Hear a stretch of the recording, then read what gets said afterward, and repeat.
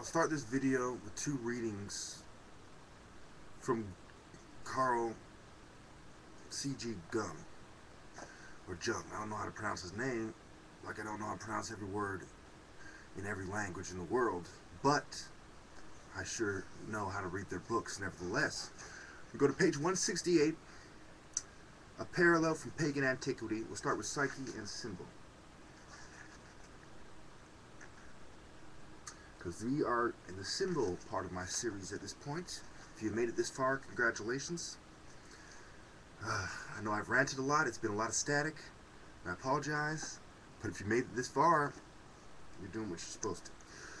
Although the Mass itself is a unique phenomenon in the history of comparative religion, its symbolic content would be profoundly alien to man were it not rooted in the human psyche. But if it is so rooted, then we may expect to find similar patterns of symbolism both in the earlier history of mankind and the world of pagan thought contemporary with it. As the prayer Supra K shows, the liturgy of the Mass contains allusions to the prefigurations in the Old Testament, and thus indirectly to ancient sacrificial symbolism in general. It is clear then that in Christ's sacrifice and the communion, one of the deepest chords in the human psyche is struck: human sacrifice and ritual anthropophagy.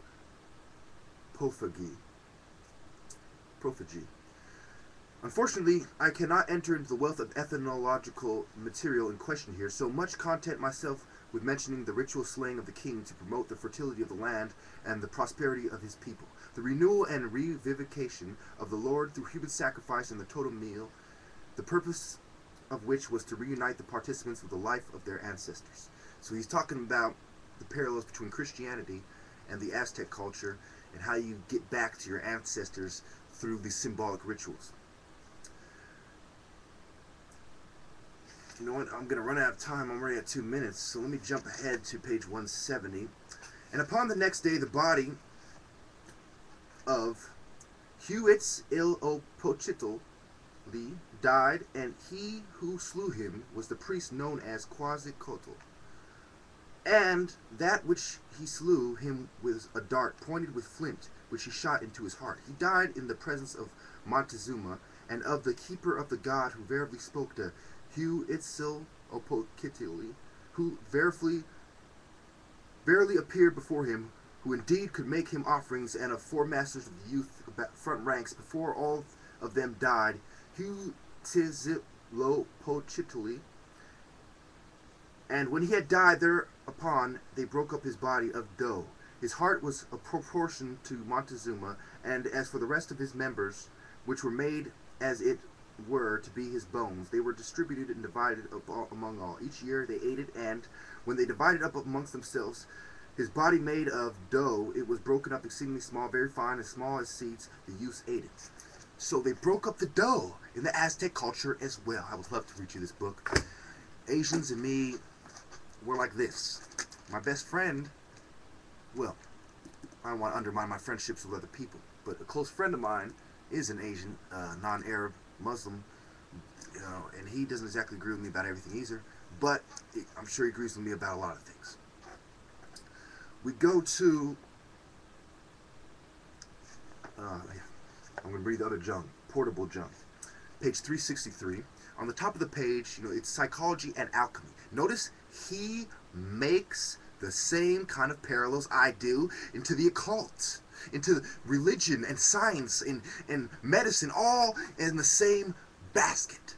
You think I make this up? You think I did all these years of research for nothing? You think I bought all these books and borrowed all these books from people and downloaded all these books and bought Amazon and blah blah blah and on Barnes and Nobles, on and on, for nothing? Martin Luther King Library, for nothing? Please.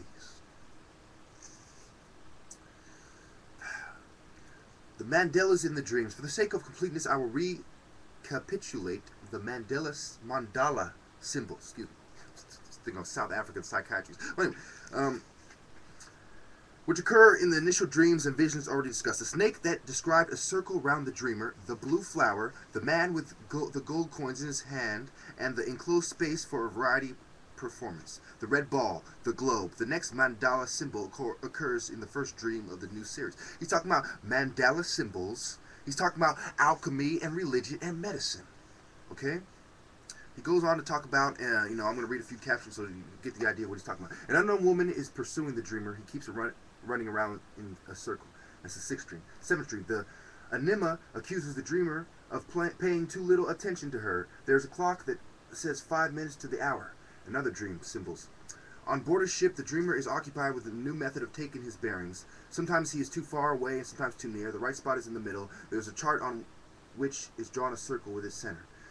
Night's dream, a pendulum clock that goes forever without the weights running down. So he goes on to talk about symbolism in dreams and cultures. And I also have another book I can't find. It's called Symbols in Nature, Patterns in Nature, something like that, along those lines. It perfectly exemplifies what I'm trying to say, but let's go on because I got 4 minutes left. So we go to Richard J. Gillings, and I still got to make my personal mission. Anyway, page 39, the G rule in Egyptian arithmetic. In attempting to establish that the Egyptian arithmeticians must have been aware of what I have called the G rule, I will have to exhibit many examples of two terms qualities.